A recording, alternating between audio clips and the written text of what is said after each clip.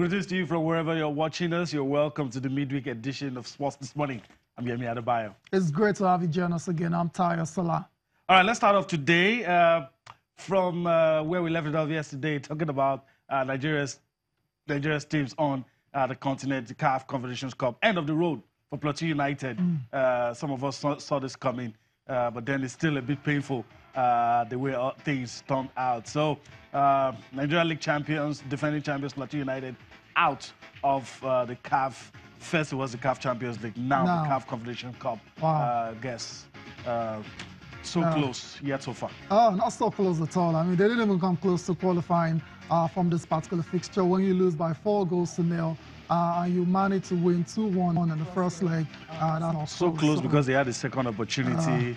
They fluffed it. Nah, they've not done well enough. Better luck next time to Plateau United. Also on the show this time around, we're still talking football on the continent, and it's going to be over to the likes of MFM and Aqua United to see if they can make it into the group stage of the CAF Confederation Cup. MFM, recall, lost the first leg in Lagos, so they traveled to Mali for their match against Joliba, while Aqua United also lost the first leg, but they're coming back home to play the second leg. So we're saying, perhaps, is it mission impossible? I don't think it's mission is impossible for Aqua United, for example, but for MFM, they walk in a very tight rope. Any little single mistake and they will be out of the competition. Well, maybe they might just be inspired with what has happened in Europe in the last few weeks. Maybe that. So let's see. Don't let your heads drop. It's possible. Right. It's possible. That's how you do it. You go into it with a very positive attitude. Also on the show, it's on the right, we go to the National Basketball Association. We're talking about the playoffs now, where it looks like we have an upset on our hands. That's after the New Orleans Pelicans defeated the Portland Trail Blazers in their second match, and as a result, they now take a 2-0 series lead. The New Orleans Pelicans lead the Portland Trail Blazers 2-0 in their first round Western Conference clash. And this one is looking like an upset, Yemi. The Pelicans and the Blazers were on fire throughout the season, managed to secure the third seed, and look at them struggling at home against the Pelicans. The supposed weaker side, based on how they finished.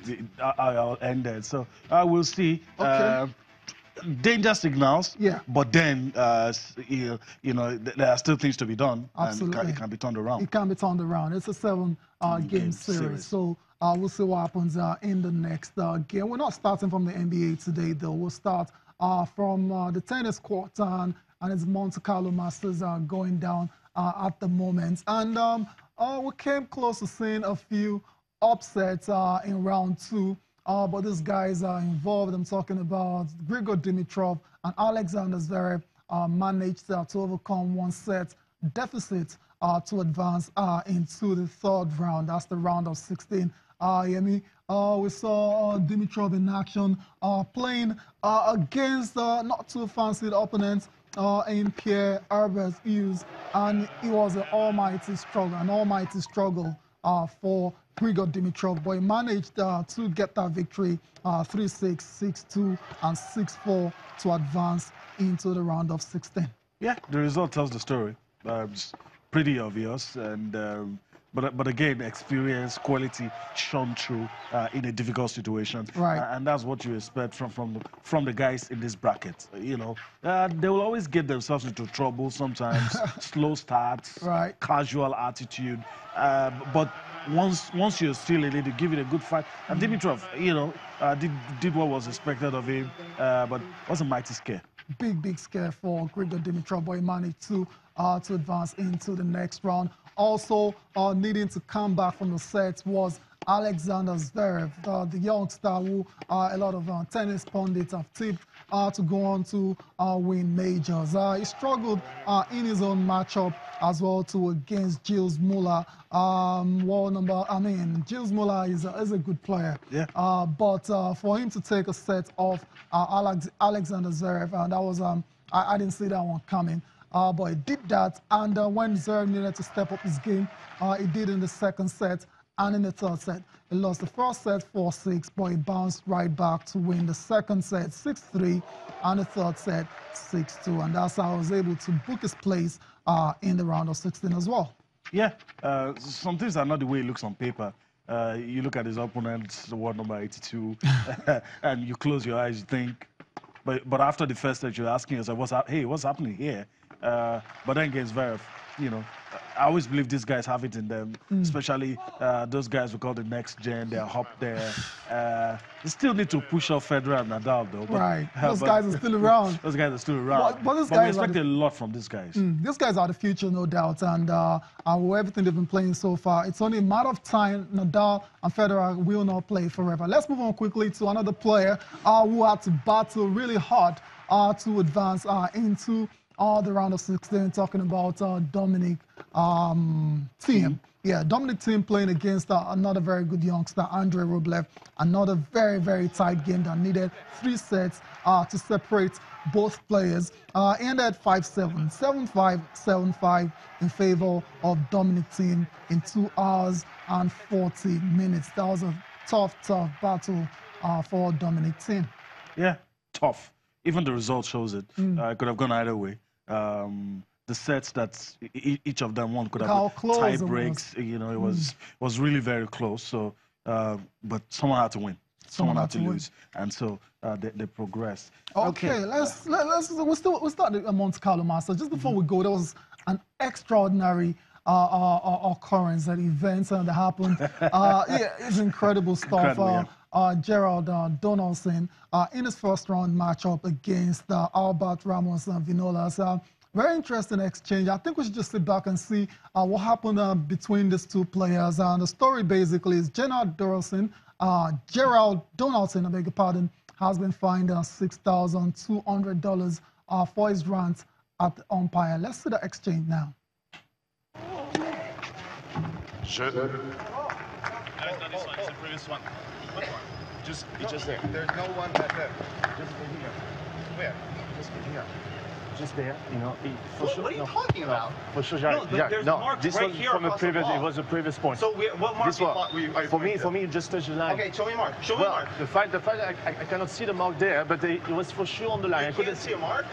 Well, obviously there's a mark right here. Oh, just calm down. There's a mark right here. Just calm down. It's not a reason to talk like this.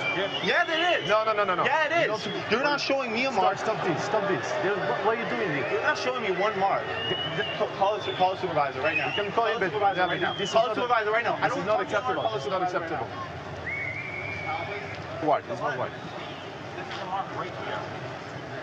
Where? There's clay all on the line. There's clay all on the line. That's the mark. What mark? Just show it. There's no mark. There's clay all over the line. How? You've seen a mark where there's clay all over the line? You've seen a mark where there's clay all over the line. It can happen, Jai. Sometimes it's not readable. Show me the ball mark. Outline me the ball mark. It just showed you the outline the ball mark.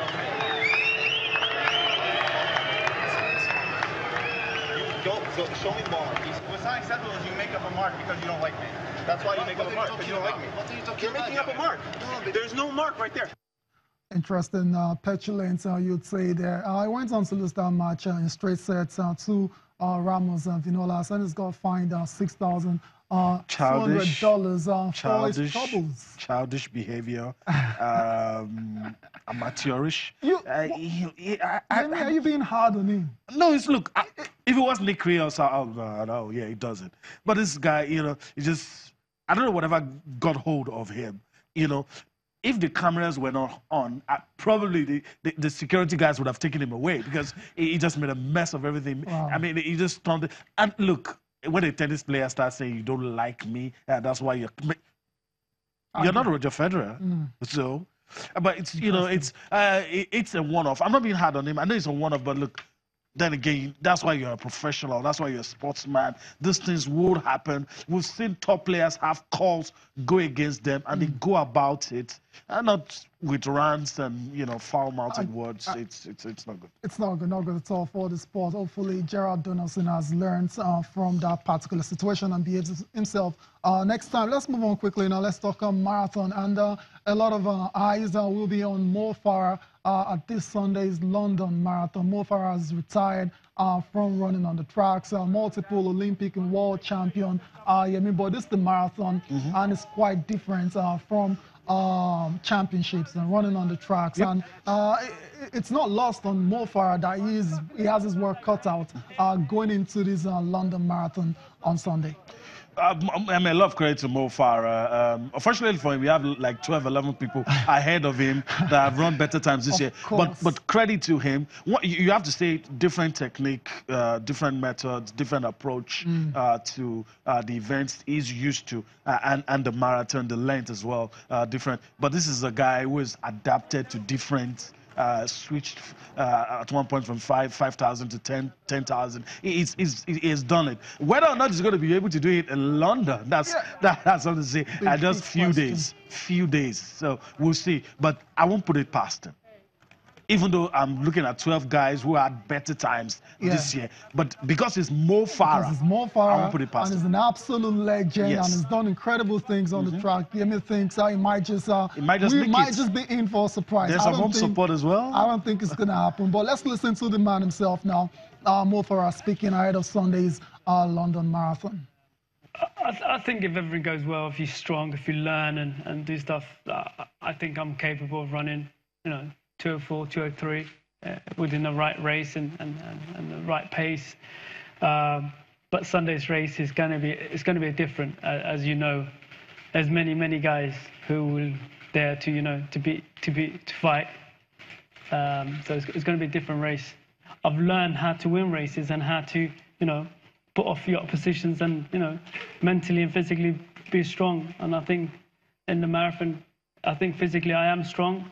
And I mentally just have to, get stronger and get practicing. But Sunday's race, it's not going to be like a championship. I think it's going to be an incredible race because if you look at it, I don't know who's missing. The field is strong, as you know.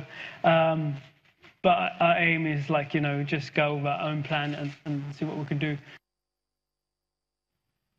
Mo Farah there admits that it's going to be very, very difficult for him to win Sunday's race. Like Yemi said earlier, 12 guys in that particular field have run faster times than Mo Farah. In 2014, when Mo Farah was in London, he actually clocked 2 hours, 8 minutes, and that time is quite low compared to his rivals on Sunday. But we wish Mo Farah all the best as he makes his London Marathon. It's not exactly a debut, but as he participates in the London Marathon on Sunday. Let's move on quickly now. Let's talk about tennis.